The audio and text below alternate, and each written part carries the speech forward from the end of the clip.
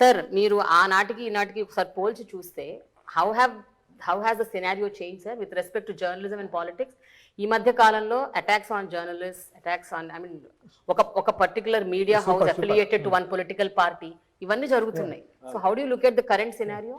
మన తెలుగు దీనికి సంబంధించినంత వరకు రామోజీరావు గారు మొదలు పెట్టిన తర్వాతనే ట్రెండ్ అంతా మారిపోయింది. ఆయన వచ్చినాక చేస్తూ వచ్చారు. ఆయన వన్స్ ఈ స్టార్టెడ్ ఎంజాయింగ్ దాని మీడియా పవర్, ఎప్పుడైతే తెలుగుదేశం పార్టీ ఫ్లోట్ అయ్యాక టికెట్లు అక్కడ డిసైడ్ అయ్యాయో, స్పీచ్లు అక్కడ తయారవుతూ వచ్చాయో, పార్టీ అక్కడ నుంచి ఇది చేస్తూ వచ్చిందో, అప్పుడు పవర్ అనేది తెలిసింది, మీడియా పవర్ అన్నమాట. ఆ తర్వాత ప్రతి ఒక్కరూ పెట్టడము అలాంటిది ఏదో దానికి ధీటుగా ఉన్నామనుకోవడం జరుగుతూ వచ్చింది. తర్వాత మీరు ఇంకా టెలివిజన్ రావడము, 24/7 ఛానల్స్ రావడం, ఇంత జరిగిన తర్వాత ఈరోజు మీడియా అనేది అక్కడ నుంచి దిగి ఇన్స్టిట్యూషన్ల దగ్గర నుంచి దిగి ఇండివిజువల్కి వచ్చింది. ఇప్పుడు individual he feels his opinion. ఒకప్పుడు ఎడిటోరియల్ కోసం చూసేవాళ్ళు, 2 రోజులు లేట్ అయినా ఏం రాస్తారో, ఎందుకంటే ఇన్ఫార్మ్డ్ ఒపీనియన్ అక్కడ నుంచి వచ్చేది. ఇప్పుడు యూ హ్యావ్ గూగుల్, వైడ్ ప్రపంచం అంతా మీ దగ్గరే ఉంది. కొడితే ఓ పేపర్లో వాళ్ళకి ఏమొస్తుందో మీకు అదే వస్తుంది. అనంతపురంలో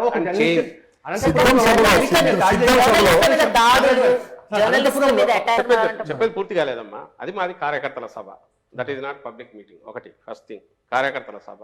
అక్కడికి వచ్చిన వాళ్ళంతా మా కార్యకర్తలు వచ్చారు. ఇతను మీడియా తరఫున పోయింటే ఫ్రంట్లో మీడియాకు ఉన్నాయి ప్లేస్, అక్కడ లేడు, వెనక ఉన్నాడు. అతను ఏం మాట్లాడాడో తెలియదు. మాకు తెలిసింది అయితే రెచ్చగొట్టాడు, బూతులు తిట్టాడని, లీడర్ని గురించి బూతులు తిట్టాడని అన్నారు.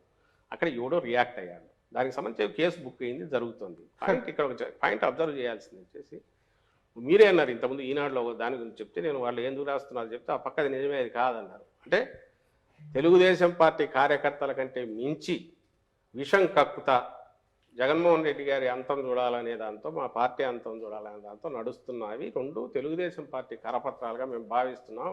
అఫీషియల్గా వాటిని బ్యాన్ చేసాం. మా మీటింగులకు వద్దని చెప్పాం, రావద్దు, దండం పెట్టాం. సాక్షి పోవట్లే, అక్కడ పోదు. ఎందుకంటే సాక్షి వెహికల్స్ తగలబెట్టారు ఇంతకుముందు, మీకు గుర్తుంటే డిఎస్ ఎంజిన్ కూడా పగలగొట్టారు అక్కడికి పోయినప్పుడు. అది ఇంకా పబ్లిక్ మీటింగ్ నడుస్తున్నది, అక్కడ పోయినప్పుడే కొట్టారు. కొట్టిన తర్వాత వాళ్ళు చెప్పారు మేము ఇది నడుస్తుంది, ఈ సిచ్యువేషన్ వాస్తవం, దానికి కాదనొద్దు. అది లేదు కదా, ఇది కాకుండా ఏదో అబ్స్ట్రాక్ట్గా మీడియా ఫ్రీడము ఇదనే అనొద్దు. ఈ పరిస్థితిలో వచ్చినప్పుడు దానికి మేము రెస్పాన్సిబిలిటీ తీసుకోలేము. అట్ ది సేమ్ టైం గవర్నమెంట్లో ఉన్నాం కాబట్టి కేసులు బుక్ చేసాం. కేసు బుక్ చేయకుండా ఏం ఆపలేదే, ఇమీడియట్ కేసు బుక్ చేశారు, నడుస్తుంది. అది నడుస్తుంది. అరెస్ట్ నాకు తెలిసి అయితే అరెస్ట్ అయినట్టున్నాడు. చంద్రబాబు నాయుడు గారు చేసినట్టుగా వనజాక్ష ఒక ఎంఆర్ఓను జుట్టుబట్టి ఈడ్చో, లేకుంటే అసభ్యంగా చేసిన చింతమనేని ప్రభాకర్ ఎమ్మెల్యే చేసేలాగా పంచాయతీ చేయలేదే. ఆర్టీఏ దగ్గర ఏదో గొడవ జరిగితే పంచాయతీ చేసినట్టు చేయలేదే. అప్పుడు బాలసుబ్రహ్మణ్యం ఎవరో కమిషనర్ ఉంటే గొడవ అయితే ఆయన పంచాయతీ చేసినట్టు చేయలేదే. చట్టం పని చేసిపోతుంది. మేము despite we being in the power అది చేస్తున్నాము. ఇంకో పక్క రెస్పెక్ట్ ఇవ్వాల్సిన చోట ఇస్తున్నాము. ఎవరు పొమ్మన్నాడు అక్కడ కార్యకర్తల సభలోకి పోయి అక్కడ పోయి తిడితే ఎవరు దానికి బాధ్యత ఎట్లా సాక్షి ఏమవుతుంది సార్? ఏది సాక్షి ఏమవుతుంది? నువ్వు అనుకుంటే ఈ కల్చరు ఇప్పుడు కాదు, జగన్మోహన్ రెడ్డి గారు ఇప్పుడు కాదు, చాలా రోజుల క్రితం అసెంబ్లీ అన్నారు, నువ్వు వేసే విత్తనం అదే చెట్టు వస్తా, జాగ్రత్త చంద్రబాబు గారు అని చెప్పాడు. అప్పుడు చెప్పాడు, ఇప్పుడు చెప్తున్నాం. ఈ కల్చర్ మొదలు పెట్టింది తెలుగుదేశం పార్టీ పెడుతోంది. ఆయన ఆ రోజు మొదలు పెట్టిన కల్చర్ నడుస్తోంది. ఈ రోజుకు వాళ్ళు ఓపెన్గా అడ్డగోలుగా అడ్డంగా వాళ్ళు దాన్ని ఏమంటారు, అన్ని రకాలుగా బరి తెగించి అటువైపు చేస్తున్నారు.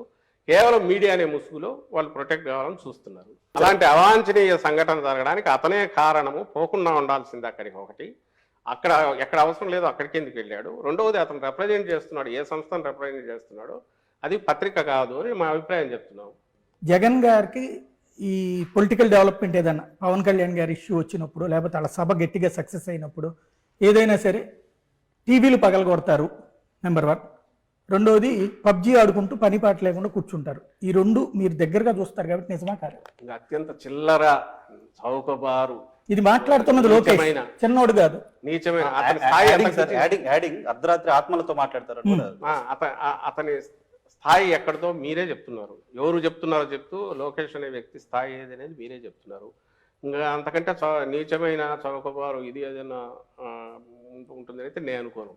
అంటే వాళ్ళ ఉక్రోషం ఏ స్థాయికి పోతుంది. ఇంకా ఎప్పుడంటే మీరు బూతులు ఎవరు తిడతారు తెలుసా, తిట్లకు ఎవరు లంఘించుకుంటాడు, ఏం చేతగానప్పుడు నిస్సహాయ స్థితిలో ఉంటాడు కదా, డెస్పరేట్, అప్పుడు బూతులు తిట్టుకుంటాడు. నోటికి వచ్చేట్టు సైకో అని మిగిలిన మాటలు ఇట్లాంటి ఉంటారు. అందులో బాగా మీకు వస్తుంటాయి. కొన్ని మీరు చూసిన జగన్మోహన్ రెడ్డి గారు మీరు చెప్పండి, లేకుంటే ఇంకోరు చూసిన వాళ్ళు ఉన్నారు వాళ్ళు చెప్పండి. ఒక మనిషి ప్రైవేట్ లైఫ్లో ఎట్లుంటాడు అనేది పబ్లిక్ లైఫ్లో ఎక్కడో చోట కొంచెం కనపడక తప్పదు, రిఫ్లెక్ట్ అవుతుంది. నాకు తెలిసి ఇంతవరకు జగన్మోహన్ రెడ్డి గారు పబ్లిక్లో ఎక్కడా ఎవరి మీద విసుక్కొని కానీ ఇంకోటి కానీ చేయరు. ప్రైవేట్ దాంట్లో వాటికి సంబంధించి కూడా ఎందుకు డీసెంట్గా ఉంటారనేది మీరు ఎట్లా చెప్పగలంటే పబ్లిక్లో రిఫ్లెక్ట్ అయ్యేది. మహిళల మీద కానీ ఇంకోటి కానీ చిన్నపాటి ఇదైనా, లేదా చిన్నపిల్లల మీద కానీ పెద్దవాళ్ళ మీద కానీ ఇదైనా, లేదా ఫ్యామిలీ వాల్యూస్ భిన్నంగా ఎక్కడ జరిగినా ఇమ్మీడియట్ ఓపెన్లీ హీ కండెమ్స్. మీ దగ్గర అంటాడు, ప్రైవేట్ టాక్లో కూడా అంటాడు. సహించదు అసలు. జర్నలిస్ట్ మీద సోకాల్డ్ జర్నలిస్ట్ మీద జరిగిన దీన్ని కూడా ఆయన ఇమీడియట్ జగన్ ఎందుకు పొద్దు ఇట్లాంటివన్నీ చేస్తారని అనింది. ఎవడు చేసినోడు ఎందుకంటే చెప్పారు, ఆడు బయట వెనకపోయాడు, ప్రెస్ గ్యాలరీలో లేడు, వెనక్కు పోయాడు, ప్రెస్కి ఇచ్చిన ప్లేస్లో లేకుండా ఎక్కడో వెనక జరిగింది ఆ ఇన్సిడెంట్. తెలిస్తే మేమెంత అలవ్ చేస్తాం సార్ అని అన్నారు. తను పొరపాటు ఎందుకు అదే ఆయన అజెండా కాదు, ఆ బేసిస్ మీద పోడు ఆయన. అది తన స్ట్రెంగ్త్ కాదు.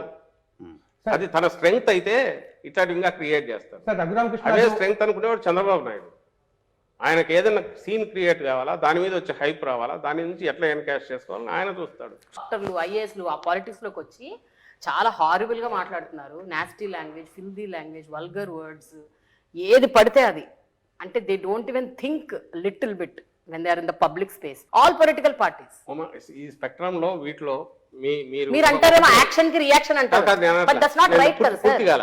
ఒకప్పుడు మీకు బాగా అంటే మాకు గుర్తుండి మేము జర్నలిజం 80s వరకు కూడా కులం పేరు రాసేవాళ్ళు కాదు, ఒక సామాజిక వర్గం మతం పేరు రాసేవాళ్ళు కాదు. ఎందుకంటే that may cause lead to further ఇది. తర్వాత ఎందుకు మీడియా అట్లా మారింది? అడ్డంగా రాస్తున్నారుగా కులాలకు లెక్క పెట్టి. ఎక్కడి నుంచి వస్తుంది ఇది? ఎక్కడ మొదలైంది ఎక్కడ అనేది చెప్పలేం, కానీ సమ్వేర్ ఇట్ స్టార్టెడ్ 90s తర్వాత మొదలవుతుంది. సీఏ నియంత్రణ అవసరం కదా సార్, ఎక్కడ వచ్చిన సీఏ నియంత్రణ అవసరం కదా దీనికి. ఇది ఇప్పుడు మీరు ఎట్లయితే వెల్ఫేర్ స్కీమ్స్ విషయంలో ఇప్పుడు మీరు ఎట్లయితే వెల్ఫేర్ స్కీమ్స్ విషయంలో ఒక సెల్ఫ్ అవేర్నెస్ తో ఒక డిఫరెంట్ రెవల్యూషనరీ తీసుకొచ్చారు, పాలిటిక్స్ లో ఎందుకు తీసుకురావట్లేదు? మీకు బ్లాంక్ దీని మీద సైన్ చేసి ఇస్తాం, మీరు కంపేర్ చేయండి. ఎక్కడ ఆరిజినేట్ అవుతుంది, ఎక్కడ దీనికి వచ్చింది అనేది ఒకటి. ఎంత పర్సెంటేజ్ ఆఫ్ మా దగ్గర నుంచి మాట్లాడేవాళ్ళు కానీ ఇంకొకరు కానీ అసహనం కానీ ఇంటాలరెన్స్ కానీ టోటల్ పర్సెంటేజ్ చూడండి. యాజ్ ఎ రీజనల్ పార్టీ మా దాంట్లో అక్కడ చూడండి, మీకు ఖచ్చితంగా మాది అతి తక్కువ ఉంటుంది. నేను ఖచ్చితంగా చెప్పగలను, తక్కువ ఉంటుంది. బ్యాలెన్స్డ్ ఇదే ఉంటుంది ఒకటి. సెకండ్ వచ్చి ఈరోజు జగన్మోహన్ రెడ్డి గారు ఏదైతే ఫిక్స్ చేసుకొని వచ్చారో ఈ సెట్ ఏ న్యూ రూల్స్ ఈ గేమ్కు, పాలిటిక్స్ అనేది న్యూ జనరేషన్ పాలిటిక్స్ మొదలయ్యాయి. నెక్స్ట్ 10 years తర్వాత ఇటు ఉంటుంది నేను అనుకోను. రీసెంట్ దీనికి వస్తుంది ఖచ్చితంగా వస్తుంది. ఎందుకంటే దీనివల్ల ఏమి ఉండదు, అక్కడక్కడక్కడ కొట్టుకుంటుంటారు తప్ప దానివల్ల అల్టిమేట్గా ప్రజలకు జరిగేది ఉండదు. ప్రజల నుంచే ప్రెజర్ పెరుగుతుంది, పెరిగిన తర్వాత చేంజ్ అయితే వస్తుంది.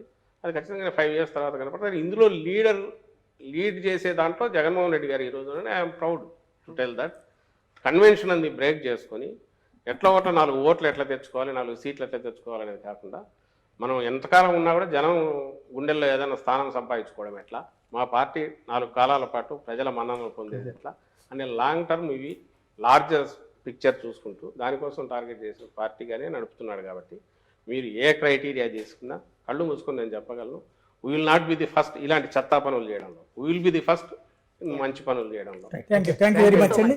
ఇది పరిస్థితి. ఓవరాల్ గా అయితే కనుక సజ్జల రామకృష్ణారెడ్డి గారు అయితే తన వైపు నుండి వాదన ఏంటో విన్నారు.